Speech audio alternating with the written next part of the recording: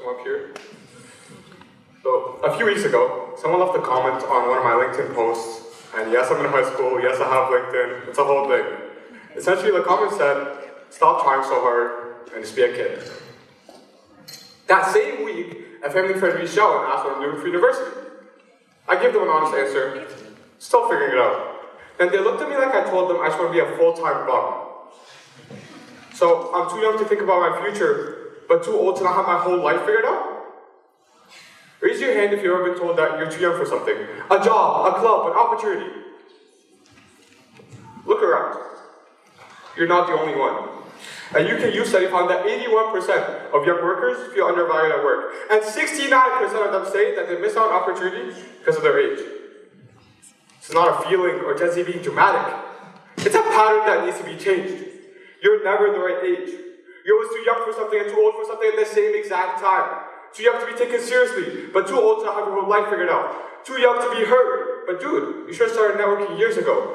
Too ambitious, but not ambitious enough.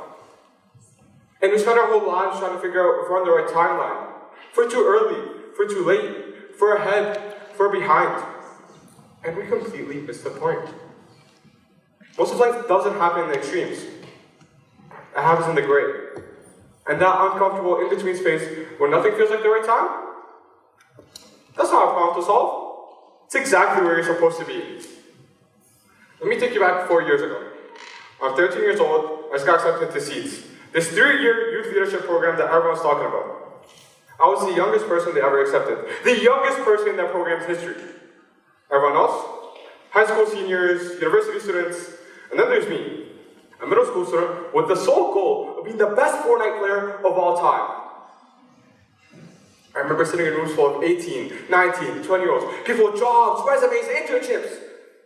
And I felt like I was sitting in a room I didn't belong in. And I'm not alone in that, because according to studies, up to 70% of youth have experienced imposter syndrome in the last year.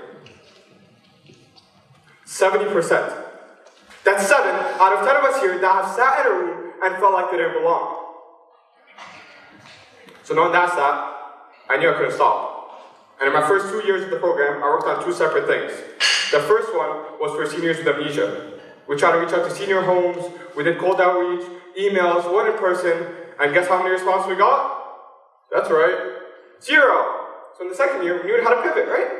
We decided to help people with disabilities. We decided to create a community with them. Did the same thing. Outreach, emails, in person, everything you can think of. And guess how many responses we got? Drum roll, please.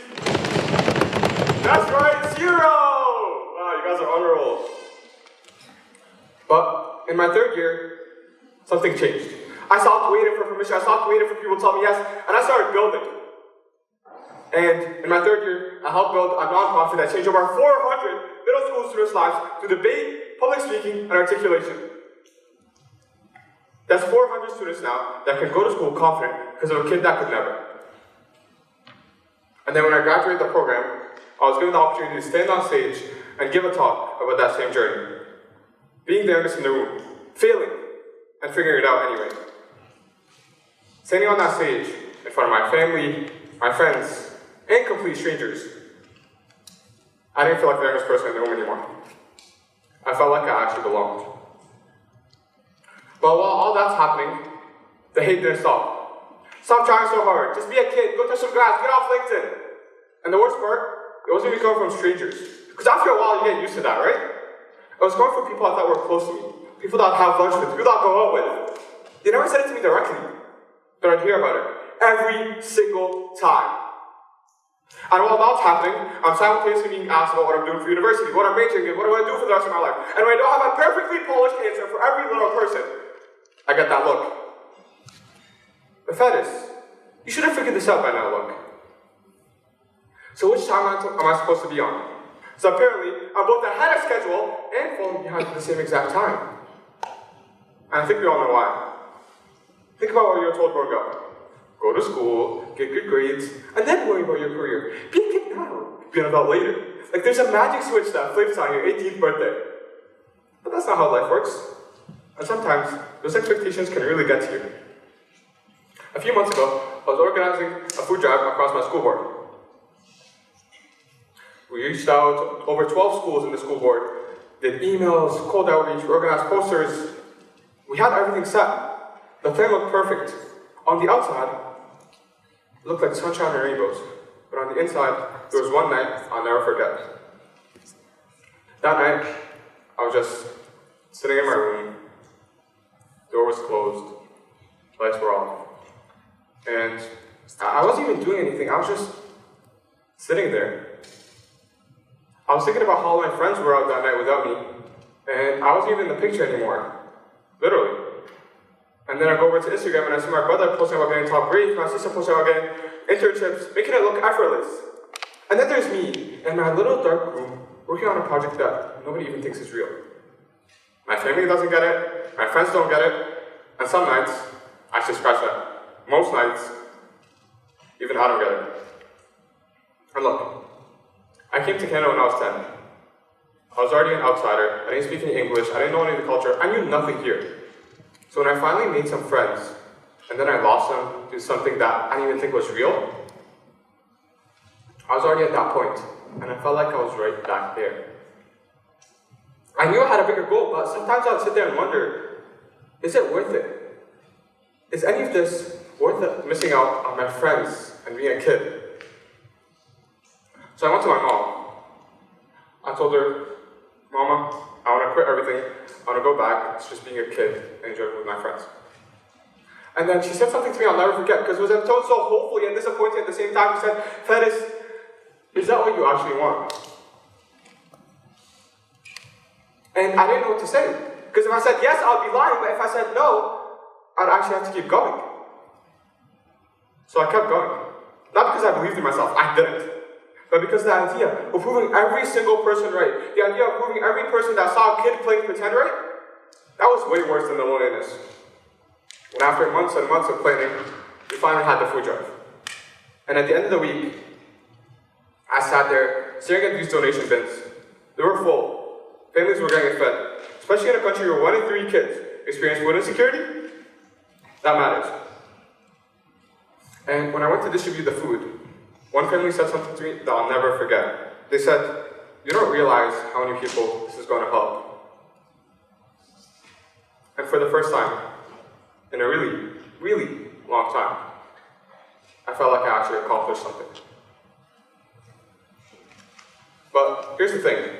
Just a few days before the food drive, some small legal issues came up, and we lost 8 out of the 12 schools that we had planned. So we went on the food drive with 4 schools. So my co-organizer asks, is it a success or a failure? And I didn't know what to say. Because on one hand, families were going to get fed, there's going to be dinner on the table, but on the other hand, we could have had 3 times the amount of impact. More families could have been fed, there could have been more dinners on the table.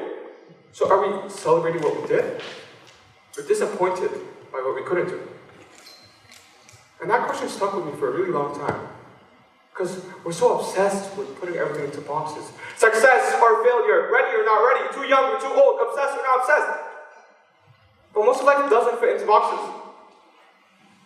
So why are we so obsessed with right times and right ages? Because it's comfortable. There's a right time, then you have an excuse to wait. Oh, I'll start that business when I'm older. Oh, I'll do this when I have the time. Oh, Ferris, I'm just going to do this when I feel ready. You will never feel ready. And while you're waiting, people who started too early are 10 steps ahead of you. And the people telling you to wait, they're often not the ones who took risks. They're not the ones we look up to. Think about every successful person you look up to. Mark Zuckerberg started Facebook at 19. It's now worth $1.5 trillion. Bill Gates started Microsoft at 16. $2.9 trillion. 2 teenagers, $4.4 trillion. They were too unqualified, too inexperienced, too unready, too everything. But you know what they did? They took action.